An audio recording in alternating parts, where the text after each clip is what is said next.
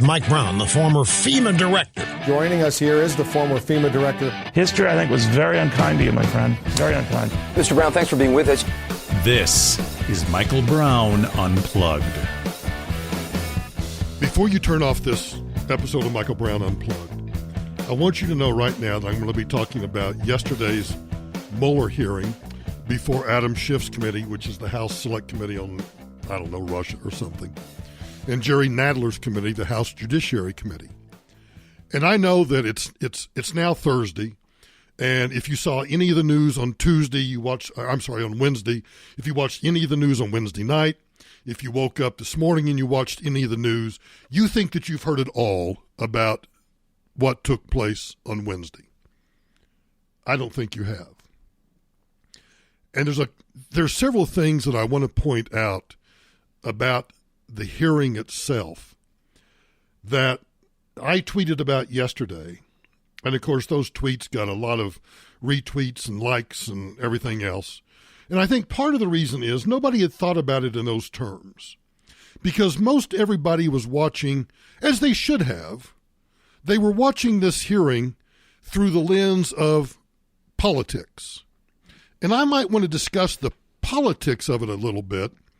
But before we do that, I want to talk about two other aspects of the hearing that I'm not sure anybody else you listen to can give you quite the perspective that I'm going to give you. That might be arrogant, might be wrong, and there might be somebody that I'm not aware of that can give you this perspective. But here we go. I found yesterday's hearing incredibly sad and pathetic. And I want to talk about the personal aspect of Bob Mueller for a second. I haven't seen Bob Mueller. I'm trying to think. The last time that I can consciously remember seeing and talking to Robert Mueller was in August of 2005, obviously during Hurricane Katrina, somewhere either in New Orleans, although I actually think it was in Baton Rouge.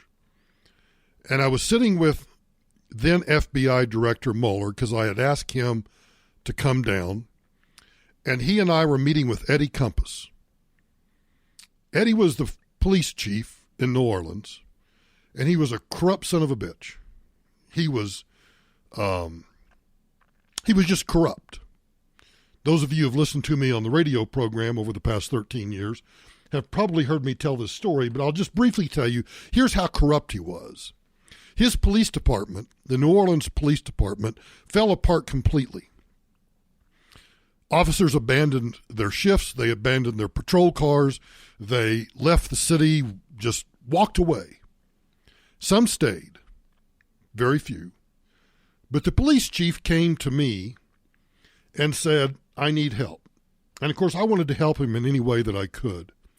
So I wanted to rebuild that police force as rapidly as possible with other cops from other cities until he and the mayor of New Orleans could do whatever they needed to do to rebuild that city. So I got on the phone and I called Bob Mueller and asked him to come down, told him what I wanted, that he and I and some of my team and whoever he wanted to bring was fine with me. And we were going to sit down with Chief Compass, and we were going to sit down and we were going to talk about how we were going to provide him the kind of law enforcement assistance that he needed to help restore order to his city. So Bob Mueller comes down. Now, granted, I'm talking about 2005, so I'm talking about 14 years ago. So you add 14 years to your life. And tell me two things. One, how virile and how focused were you 14 years ago? How much have you aged over those 14 years? I like to think that while I know that biologically and chronologically that I have aged 14 years, I don't find myself feeling any older. I certainly don't feel 14 or 15 years older than I did when Katrina hit back in 2005. Although I still have the lapses occasionally, but I think everybody has those lapses where you're talking and you suddenly can't remember something. But that wasn't the Bob Mueller of 2005. When I told Mueller in our pre-meeting, before we walked into the meeting with the chief, I said, here's what I'm going to need from you. So we orchestrated the meeting, and the meeting was supposed to go like this. We asked the chief what he needed. We hear him out. And then Bob Mueller, based on my conversations with him, was going to offer to reach out to the police departments of Chicago, Houston, Los Angeles, New York, Atlanta. Who am I leaving out? I mean, big cities, the major metropolitan areas, so that we could bring in the finest. Because we needed cops that were tough, we needed cops that were resilient, and we needed cops that weren't going to take feces from anybody. And that's not to say that those cops don't exist in smaller communities around the country. They do, I know them. But I couldn't take a chance, I couldn't take the time, I didn't have the resources to reach out to hundreds of police departments and say, here is the personality traits that I need in a cop, and then rely upon a chief to send me those personality traits in one individual from 100 different communities. Instead, I could just reach out to 5 communities. I could reach out to Houston, Chicago, Los Angeles, New York, D.C., and I could say Atlanta, and I could say to those 5 police chiefs, or actually Bob Mueller could say to those 5 police chiefs, we need 10, 20, whatever you can afford to give us, and put them on assignment, put them on TDY, send them to New Orleans, and they'll be here for an indefinite amount of time. We'll put them on shifts. We'll put them on 8-hour shifts, 12-hour shifts, whatever it takes. And they'll be here for, we assumed at the time, for at least 2 or 3 weeks. Since I left and went back from New Orleans, I went back to D.C. within 2 or 3 weeks. I don't know how much longer they stayed. But the Bob Mueller that I knew then sat down across the table from that dumbass police chief, and just as we had orchestrated the meeting, took control, said, this is what we're going to do, didn't give that chief an opportunity to question, to do anything except accept the help that we were going to force upon him, because that was the only way to clean up New Orleans and to bring some sort of law and order and public safety back to that demolished, corrupt city.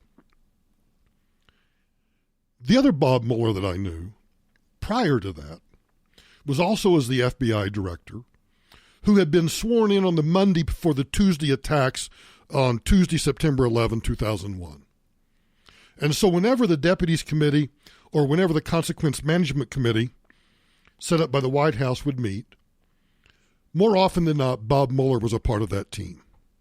And he certainly was coming into the team to occasionally brief us on the domestic intelligence, the counterintelligence that the FBI was doing about potential terror threats on American soil. That's the Bob Mueller I knew. Someone of stature, somebody of integrity, somebody that stood up and told the truth. The Bob Mueller that I watched yesterday was an old man. He was an old man that looked confused and repeatedly asked for questions to be repeated.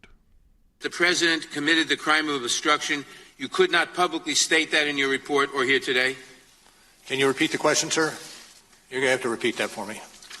Can you repeat the last part of that question? Yeah. Which act? Pardon? Can you read the last question? The last question was I want to make certain I got it accurate. I'm sorry, could you restate? The individual is in fact obligated to provide what's being demanded by the regulation or statute, meaning you don't have any wiggle room, right? I'd have to look more closely at the statute. Well, I just read it to you. And what was the question, sir, if I might? Correct. And where are you reading from on that? I'm reading from my question. Then could you repeat it? Okay. Is that correct on the screen? Can you repeat the question? And now that I have the language on the screen. Is it correct? What was the question? Pardon? Can you read the last question? The last question was I want to make certain I got it accurate. I apologize. Sure. Can you start it again? Okay, sure. I'm sorry, could you repeat that one? Attorney number 2 in the Inspector General's report and Strzok both worked on your team, didn't they? Pardon me? Can you ask? They both worked on your team, didn't they? I know. I heard struck. Who else were you talking about? Attorney number 2 identified in the Inspector General's report. Okay. And the question was? Volume 2, page 87 and 88 of your report. True? I'm sorry. Could you again repeat the question? That's pretty bad. I've testified before Congress in rapid fire succession where I'm on the hot seat and I'm getting a lot of questions. But I was focused because I knew that, in particularly the Katrina congressional hearings, I knew that my reputation was on the line and I needed to be prepared. So my lawyer, Andy Lester, sat down and a couple of other people, and they prepared me with the questions. And we talked about the answers, and I went into those hearings prepared. I would hope today that if I was called before Congress about any matter, any relevant matter, I should say, because if Congress calls me about some, scientific report that I have no subject matter expertise in, then I'm going to be doing a lot of what? Huh? What are you talking about? That's not the case here with Bob Mueller. So let me give you an example that I'm not sure, at least over the past, I don't know what time you're listening to this, so let's say anywhere from 12 to 24 hours subsequent to the hearings yesterday. I haven't heard anybody say what I'm about to say. Let's talk about law firms for a minute. And for those of you who are lawyers listening, I'm going to say some things that are probably that may offend you, but they should only offend you if they apply to you. If what I'm about to say does not apply to you, then you should not be offended. But for anybody who watches television at all, you know that, at least in Colorado, I could quickly name 5 or 6 law firms that incessantly advertise as personal injury attorneys on television. And I can name 1 or 2 that incessantly advertise on radio. So let's talk about those guys for a second. Stick with me on this, because the point I'm going to get to is I want you to think of Bob Mueller as the general partner, the lead partner, the head partner, the senior partner, however you want to describe him. Maybe some firms have they have a CEO that may or may not be a practicing lawyer. But I want you to imagine the big cheese lawyer in a law firm, because that's what Bob Mueller was with his special counsel committee. He was the guy in charge. He was the CEO. He was the general partner. So now let's talk about all these people I see on television. All of these people on television are trying to get as many clients as they possibly can.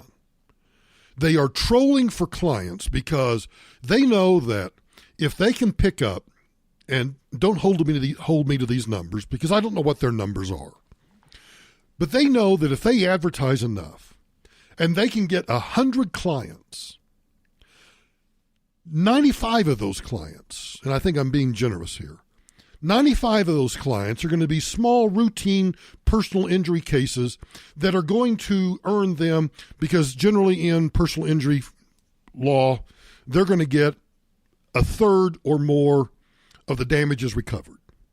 So that if they recover $100 in damages, they get $33. Maybe sometimes, some cases, up to $50, but I think a 50% contingency fee is pretty much frowned upon by the courts. So let's just stick with a third. So they're trolling for all of these clients. They get 1,000 clients from television. I think I said 100. Let's go back to maybe I'm losing it too. They troll and they get 100 clients, and 95 of those clients are relatively small potatoes. Their cases might be worth $100,000, maybe a couple of $100,000, maybe even $500,000.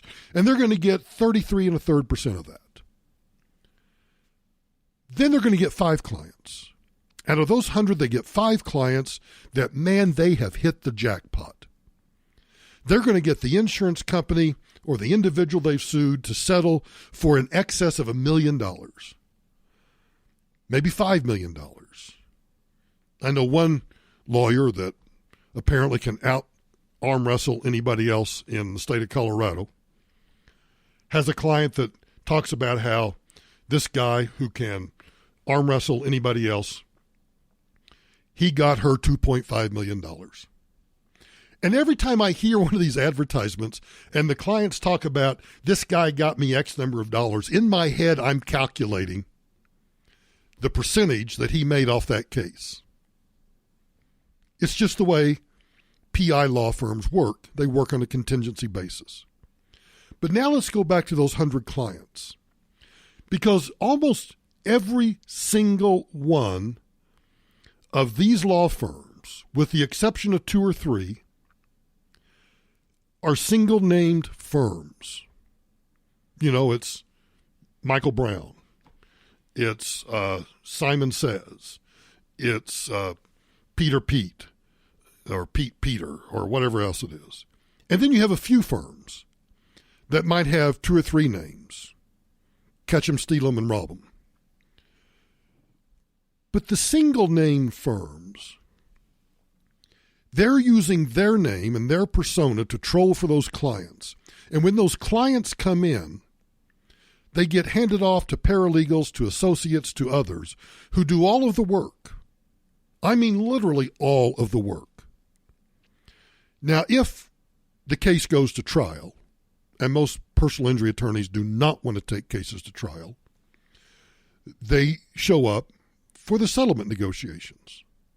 Or in the case of a trial, they might show up for the trial, particularly if it's one of those 5 that I'm talking about where the big money's on the line, $1 million plus. But in most of the cases, the person you see on television, you may never, ever, ever see when you go to that law firm.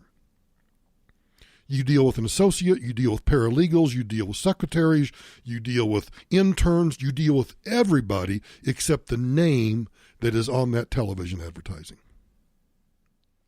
Now I want you to think about Bob Mueller for a second. Bob Mueller, to carry the analogy forward, is the big name on the front door of a law firm that was called the Office of Special Counsel. He was the big cheese. If I went to a personal injury firm, and let's say it's that guy that claims he can out-arm wrestle anybody else. Those of you in Colorado know exactly who I'm talking about. Those of you who don't live in Colorado, just trust me, everybody else knows who this is, and it's just a guy that is incessantly on television with a tagline about how he's the big guy. He's the strong arm. If I hired that firm and I had a serious personal injury case and it got to the point that it went to trial, and that lead counsel, that senior partner, that owner of the firm said, well, Michael Brown's case is worth a lot of money, so I'm going to show up for trial. If that guy showed up for trial and performed the way that Bob Mueller did on Wednesday, I would be filing bar complaints for numerous violations of the Code of Professional Responsibility, and I would be filing a lawsuit for legal malpractice. Bob Mueller had no clue what he was talking about yesterday. It's obvious to me that Wiseman, the lawyer who handled the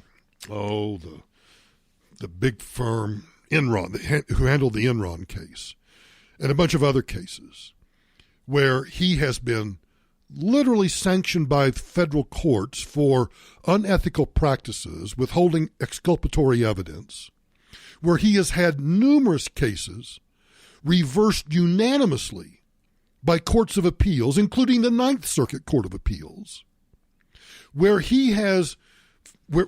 convictions have been overturned because of his malfeasance and malpractice. I am convinced that Wiseman, that dirtbag that was a lawyer that represented the Clintons in one fashion or another, was at Hillary Clinton's election night party, I'm convinced that he did all the work. And that tells me all I need to know about the special counsel's office and what they were really doing. But back to Bob Mueller and my analogy of him being the lead partner. Imagine that, again, you've hired that strong arm. And your case is, you have suffered horrific injuries. You've lost your job. You've got medical bills out the wazoo. And so the lawyer that you haven't seen throughout all of the depositions and the interrogatories and the prep for trial and everything else, you've never seen him before, but he shows up at the trial. And he walks in and he sits down at the plaintiff's table next to you, shoves the associate over on the other side of you, and he performs as Bob Mueller did. You would be outraged. I'm not going to discuss other matters. I'm not going to answer that. I'm not familiar with that. I'm not going to get into that. I'm not going to get into that. I'm not going to engage in discussion about what happened after the production of our report. Not going to get into details. That's not within my purview. Well, I can't get into who wrote it. I can't get into that, internal deliberations. I can't get into it. I am not going to get into that. I don't want to speculate. Well, I'm not going to go further in terms of discussing. I don't necessarily credit what you're saying occurred. I can't go into the discussion of our investigative moves. Well, I'm not going to get into that any further than I already have. I get into that at this juncture. I can't speak to that. I can't speak to that. That was outside our purview. I'm not going to speak to that. I'm not going to speak to that. Not going to get into that. And I'm not going to answer that question, sir. I do not accept your characterization of what occurred. I'm not going to speak any more to it. I'm not going to answer that. I'm not going to discuss that. And I am not familiar with that. Don't know when I found that out. Yeah, I'm not going to talk about that. I'm not going to talk about that. I'm going to pass on that. Yeah. And I'm curious as to why. Well, I can't get into it. Did he lie to you guys too? Can't get into that. Did you interview Mifsud? Can't get into that. Is Mifsud Western intelligence or Russian intelligence? Can't get into that. A lot of things you can't get into. And granted, there were a lot of things that he couldn't get into.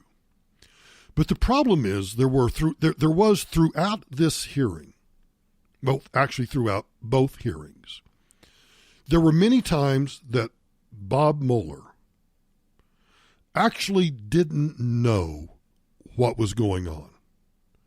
He really had no clue what his team had done, what they had engaged in, who they had talked to, who they had interviewed.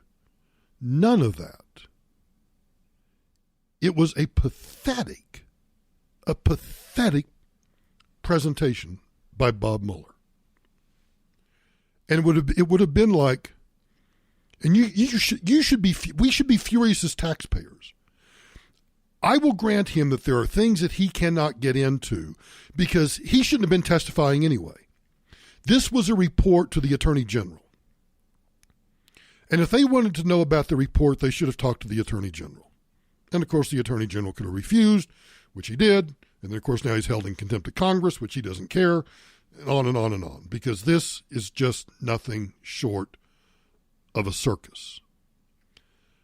But let me give you some more examples of what I'm talking about.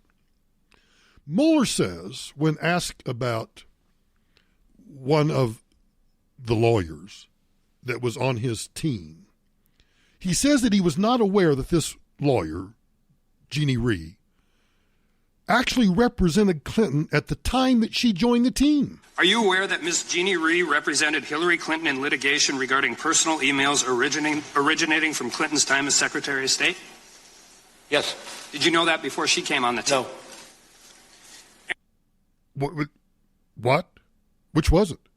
Are you aware that Ms. Jeannie Rhee represented Hillary Clinton in litigation regarding personal emails originating from Clinton's time as Secretary of State? Yes.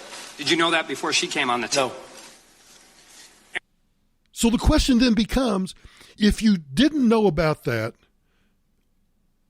before, but you knew about it afterwards, Doesn't the fact that someone on your team was a lawyer for the individual that was the political opponent of the individual that you are investigating, that creates either an actual conflict of interest. In my opinion, it's an actual conflict of interest. But under the Code of Professional Responsibility, it clearly creates the appearance of a conflict of interest. And appearances of impropriety and appearances of conflict of interest need to be avoided in order to protect the integrity of the judicial system. Why wasn't she fired? Why did he allow people like this to remain on the team after he understood that, well, actually, yeah, they were involved in these things? All of this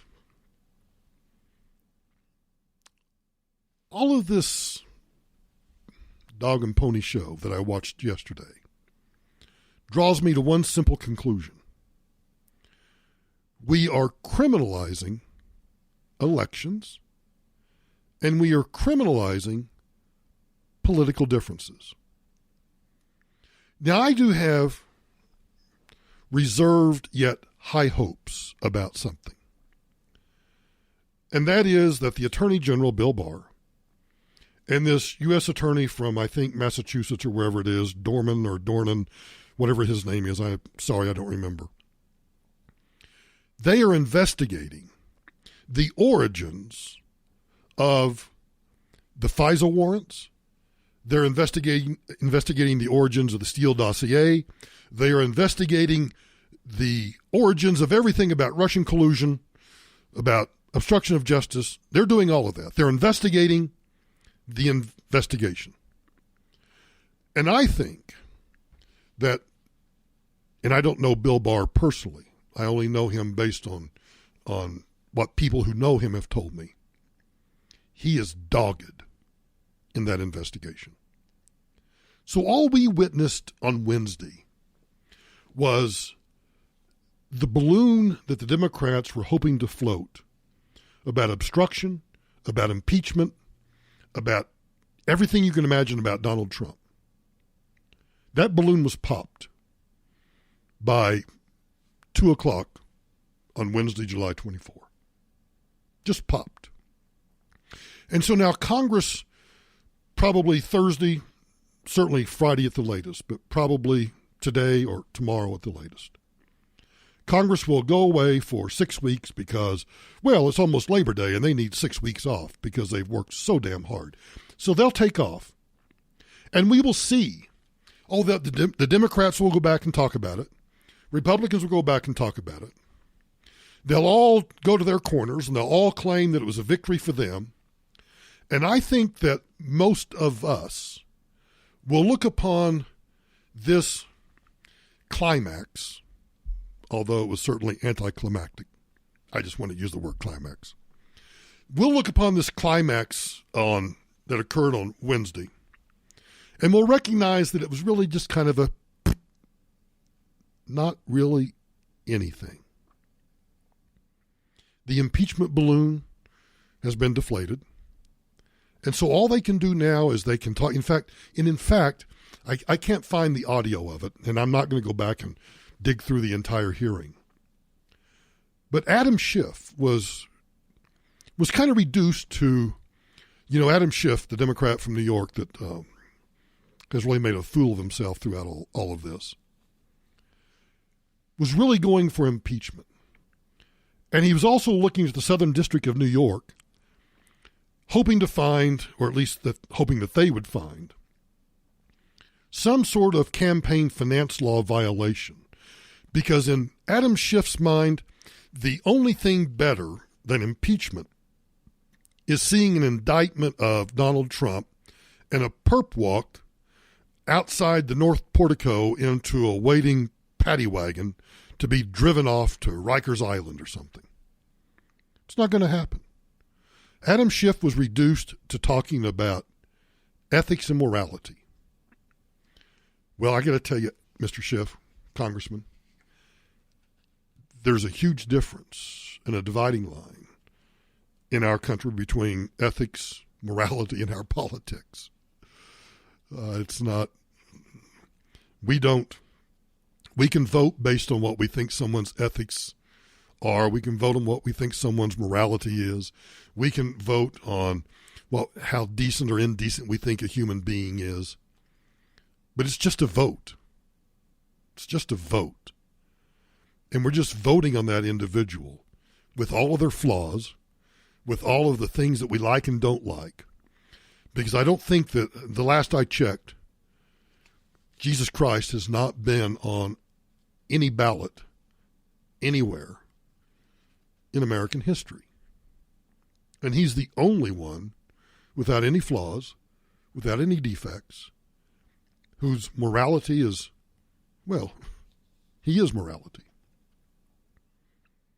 So yeah, Wednesday, July 24 was anticlimactic, but it was also embarrassing because it was the criminalization of our politics. As many pointed out on Wednesday, we're about 80 days, so now 79 days away, from the first votes being cast, obviously in the Democrat primaries, or the caucuses or whatever comes up first.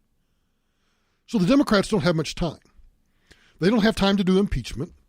Nancy Pelosi doesn't want to do impeachment because she knows that would be a non-starter, and that would just drive more and more moderates and more moderates even within the Democrat Party. I think it would drive them either to stay at home or to say you've gone too far.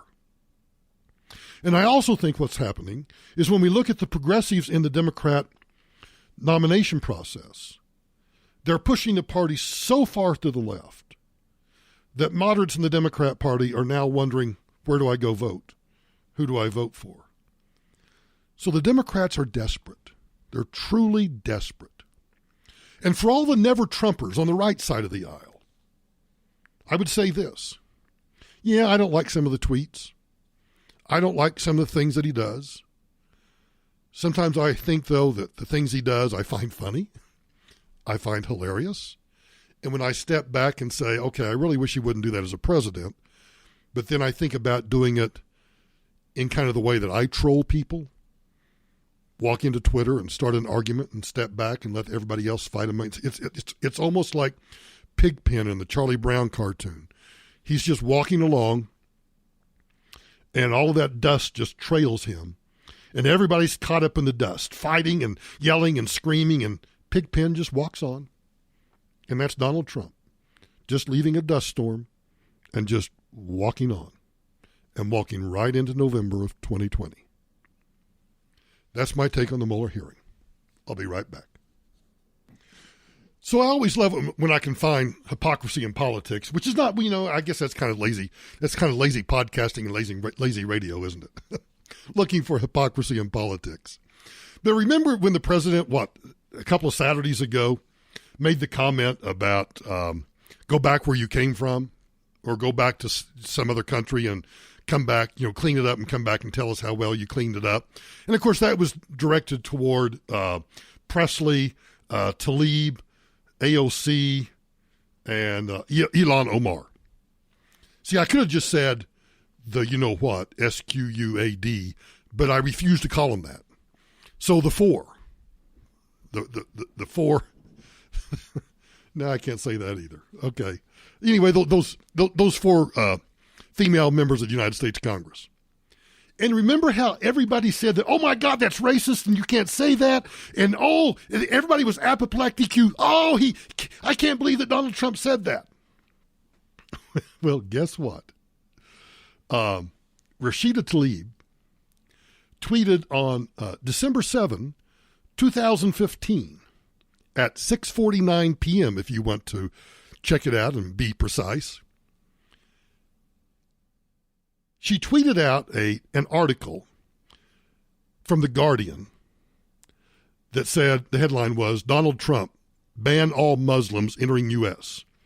And the tweet that The Guardian had, that Rashida Tlaib retweeted, just said this: Republican frontrunner wants, quote, total and complete shutdown, close quote, of borders to Muslims after San Bernardino shooting in latest boundary-pushing proposal. So guess what? On December 7, 2015 at 6:49 p.m. Guess what Rashida Tlaib tweeted? She tweeted, quote, "Deport this a-hole," close quote. By the way, I just played it back. Could you hear my phone was on vibrate, but my Apple Watch was ringing during that Rashida Tlaib story. So I paused the podcast for just a moment to answer the phone. When I looked down, I realized it was a number that I didn't recognize, but I've been getting a lot of telephone calls from the area code 720, which is one of the area codes here in the metropolitan area. And most of them are they start out like this. Hello. First of all, a real live voice says hello. And when you say hello, it immediately goes to a recording in which they say something to the effect, "We're calling about your credit card, but don't worry, it's not about your payments, blah, blah, blah." And so it's some spiel about, I don't know, trying to get you a lower interest rate or doing something else. Well, I hate to tell these people, but I pay my credit cards off every single month. But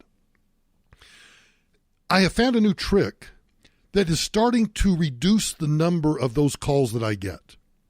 Because I think I actually reaching the point, I maybe not quite this point, but I'm about to get to the point where I think I almost have more blocked numbers in my contacts than I have contacts. And I've got something like 12,000 contacts in my phone. That's a lot of contacts to block. But here's what I've started doing.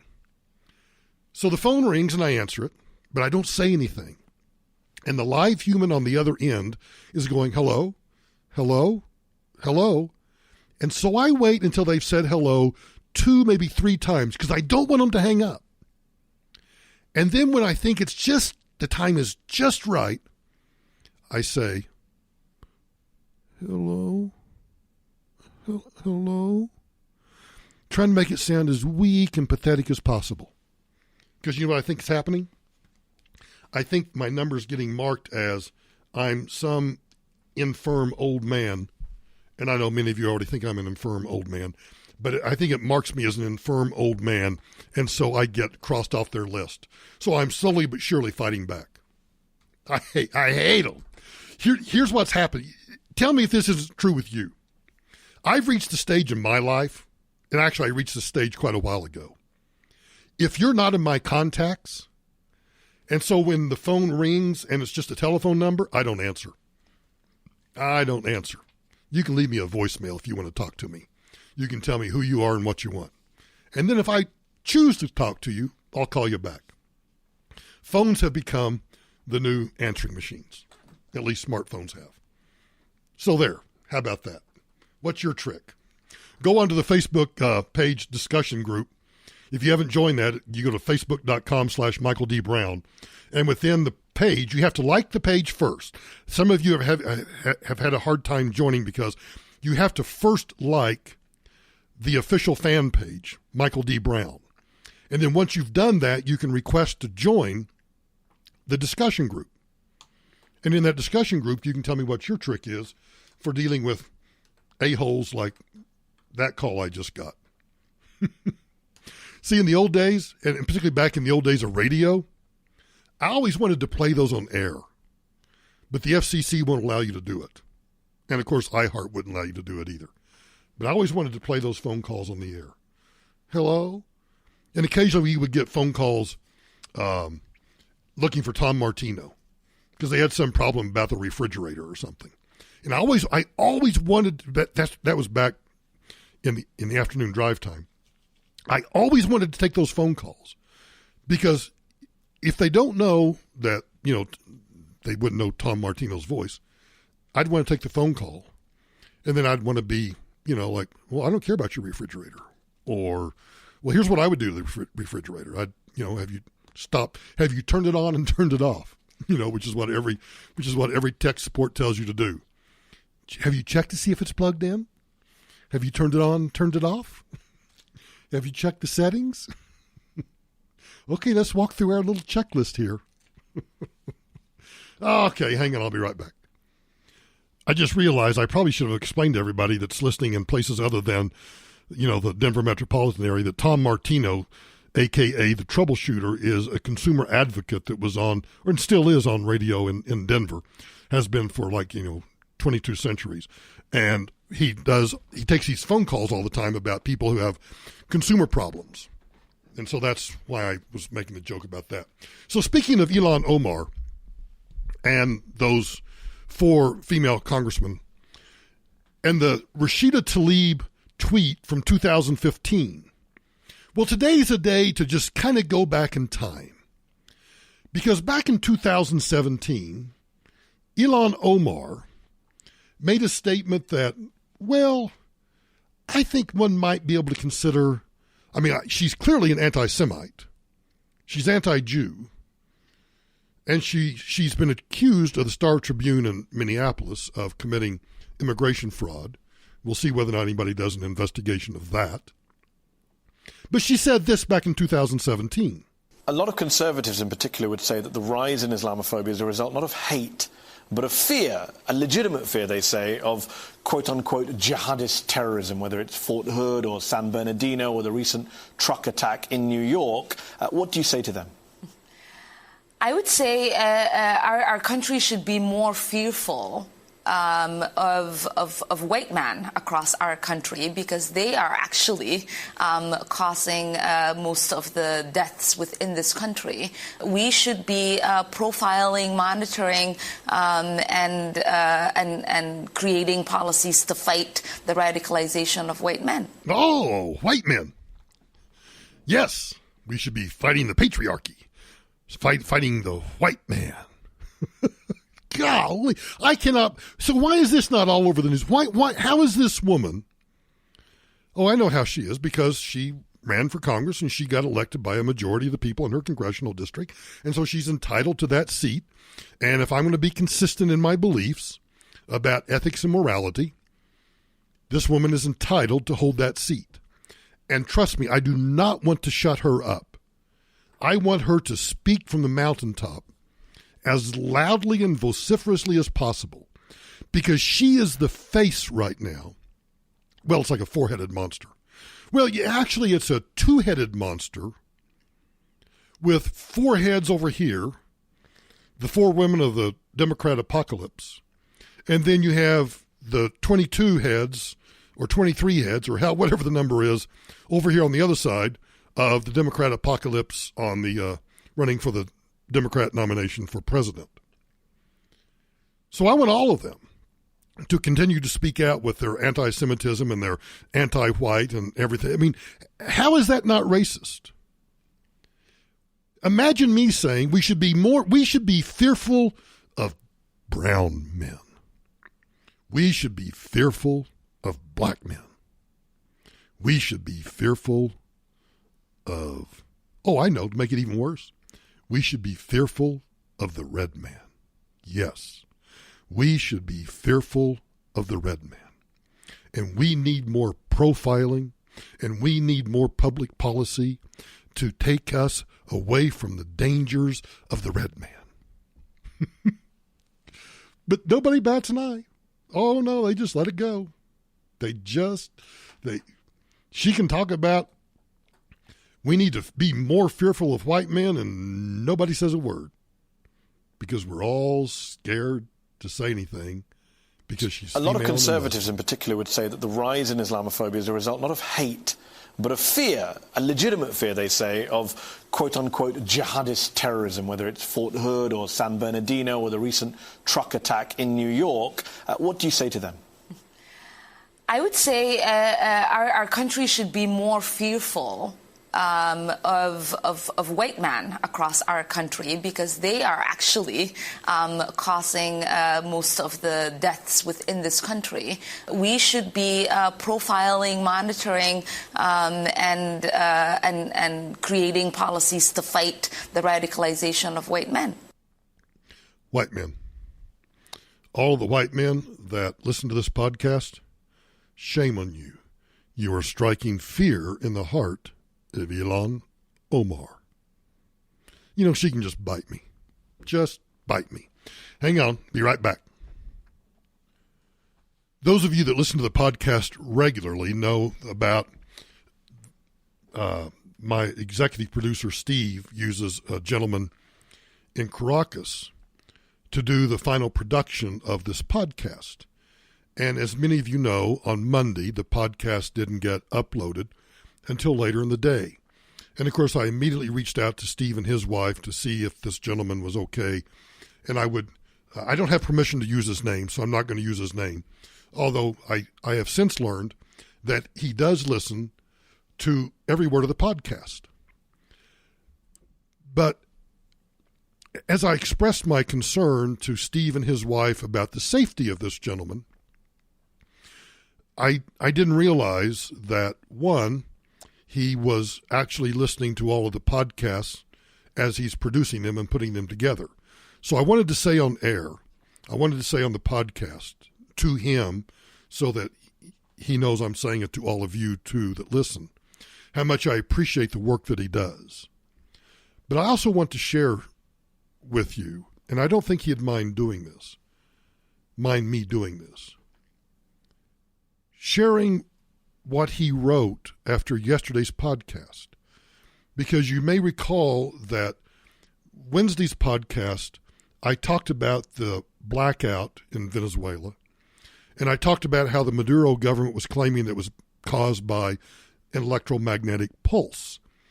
And I explained how that was an absurd claim, because had there been the creation of an EMP by the explosion of a nuclear device in the atmosphere over Venezuela, the entire world would have known about that.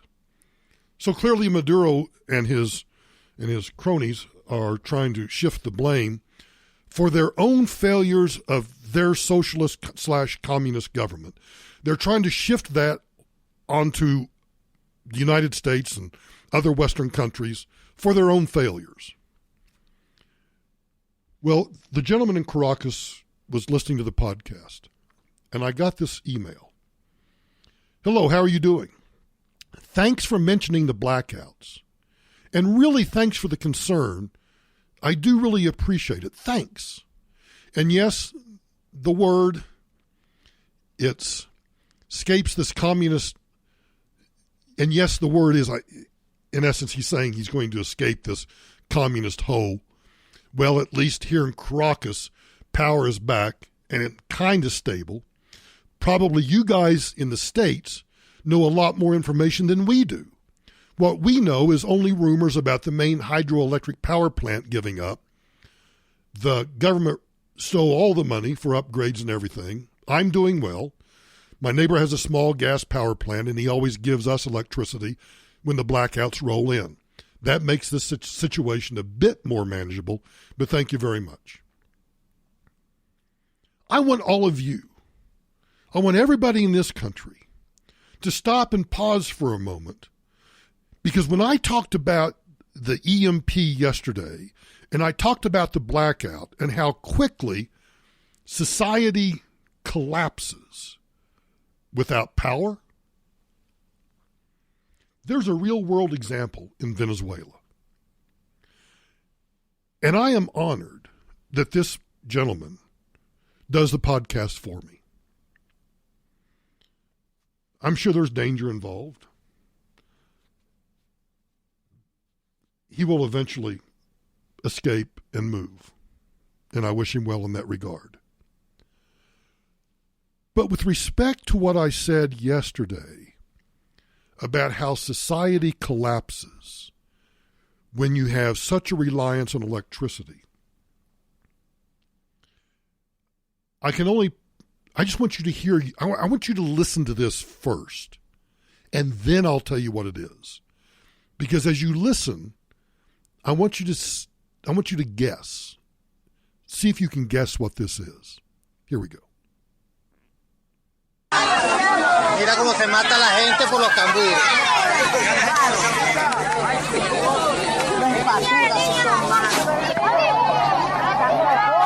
Mira, esto es acarí guarado. En el mercado. Mira esto, mira esto. Mira.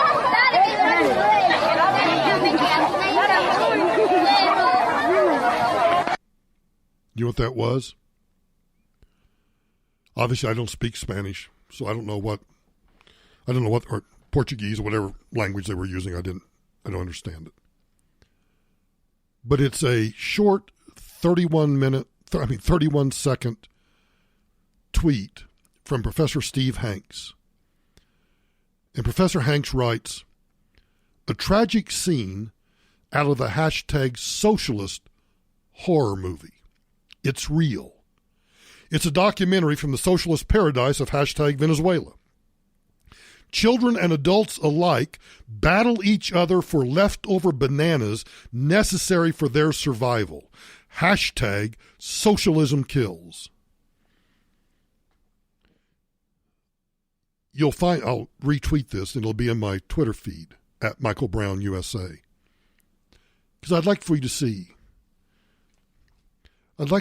these children of the street and the adults fighting over bananas.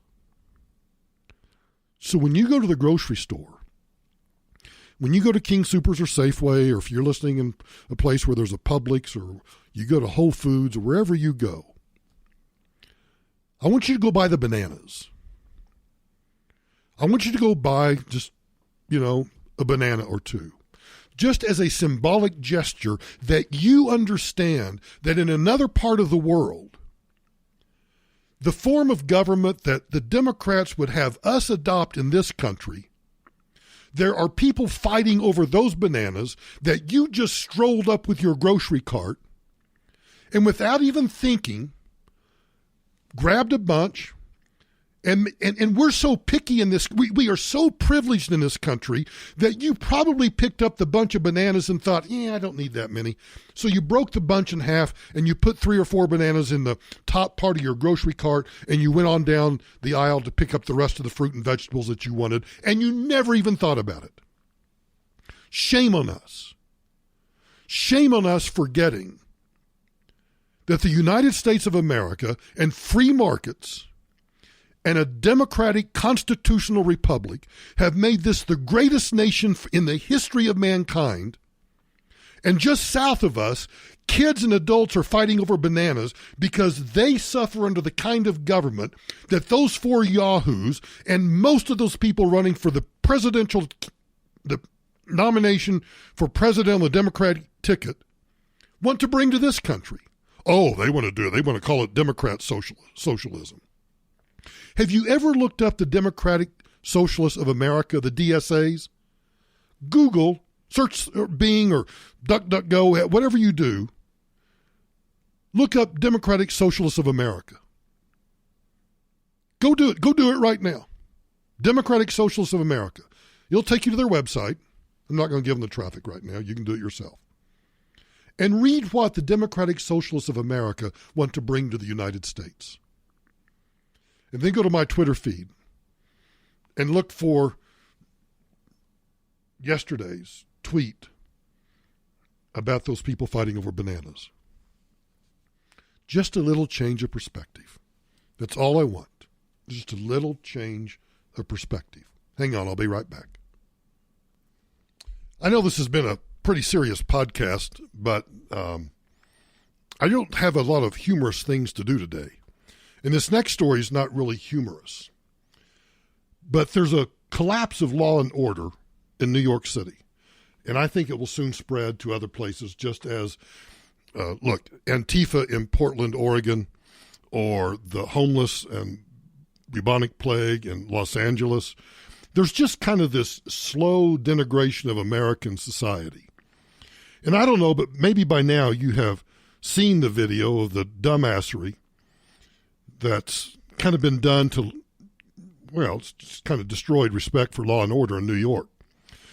So a bunch of cops respond with total passivity as a bunch of ghetto lowlifes dump buckets of water on their heads. In one clip, it even shows a soaked cop getting beamed in the back of the head with an empty red plastic bucket while the cop and his partner are trying to handcuff a suspect on the hood of a black car. Then there's this incident that occurred in Harlem, 2 blocks away from a precinct station in Brooklyn to respond to the assaults would, of course, I'm sure, have been determined to be racist. A police source blamed the incidents on I can't talk now. A police source blamed these incidents on Mayor de Blasio's hands-off approach to those guys.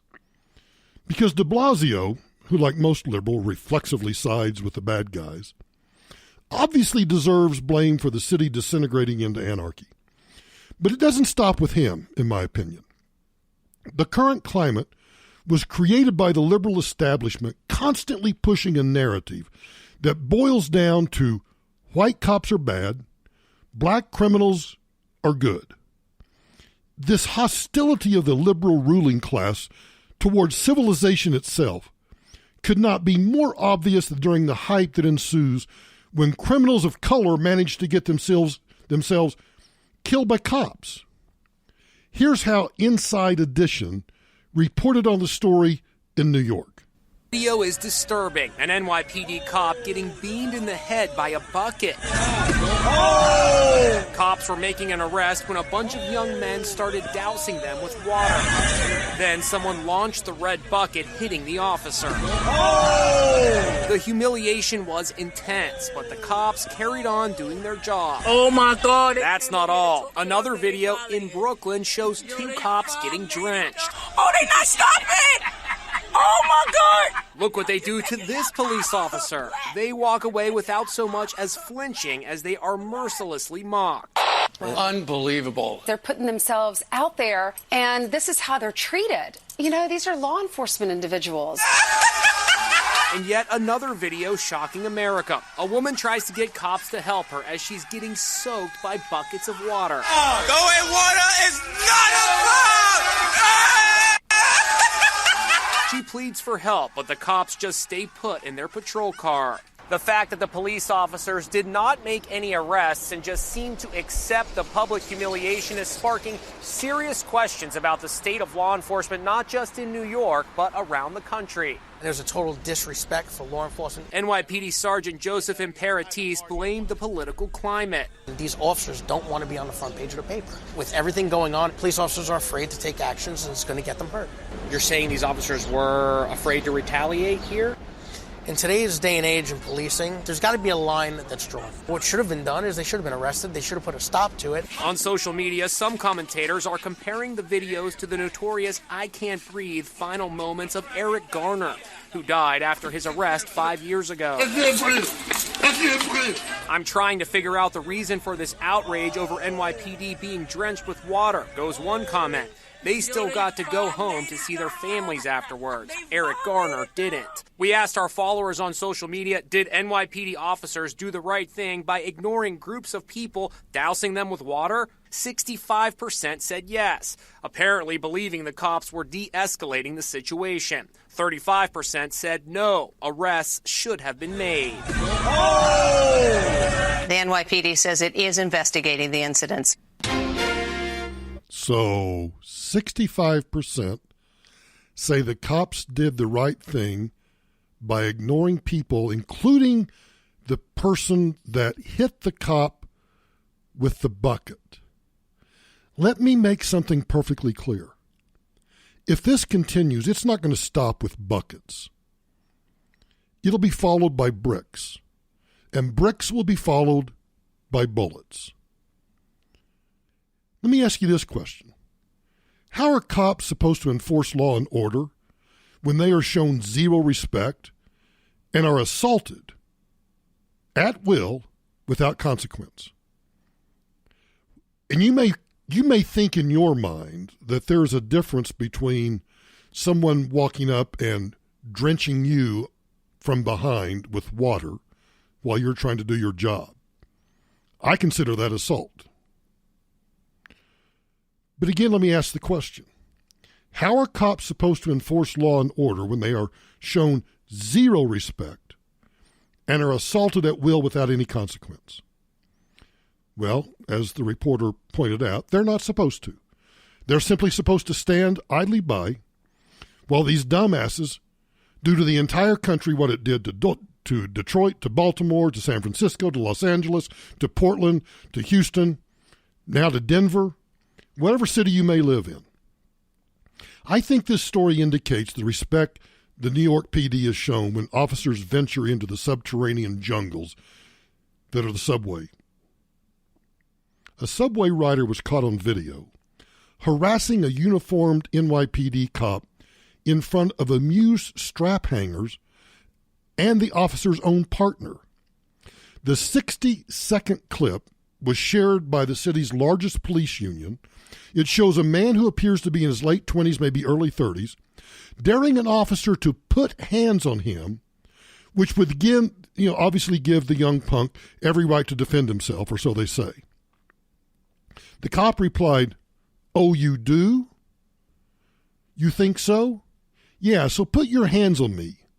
And the man continued before threatening to assault the cop. "I'll F you up." And from there, the situation went downhill as the savage escalated his insults and the officer stood passively muttering a bunch of platitudes. If you want to see it, you can go on Twitter to @NYCPBA. They tweeted that for anybody who thinks that those videos were isolated, New York City police officers are confronting this kind of abuse or worse on a daily basis. We're past the point of disrespect. The NYCPBA says that this behavior is inciting lawlessness and putting cops and I think this is a point that most people don't think about, you're putting the cops in danger, but that means you're also putting New Yorkers and civilians in danger too. But the bottom line is, if the cops had lifted a finger to defend themselves, I think the progressives running the media, and obviously the progressives running the city of New York, would have served their heads up on a platter. And that's why these cops are just not responding. They're not reacting. The liberal elitists who created this situation congratulate themselves on being so edgy as to side with the thugs who have been allowed to take over the streets and the subways of New York. They don't think the collapse of law and order applies to them because they're behind some gated community, they're in some really nice neighborhood, or they're like Hollywood or politicians or other people that have their own security details. But by the time they learn otherwise, it's probably going to be too late to reverse the decay.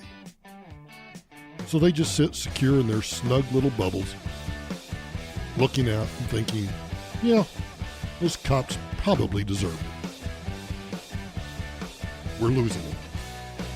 Hey, thanks for listening to this episode of Michael Brown Unplugged. You know the drill. Follow us, use the iHeart app. Follow us on iTunes. Leave a review, a rating if you can do that.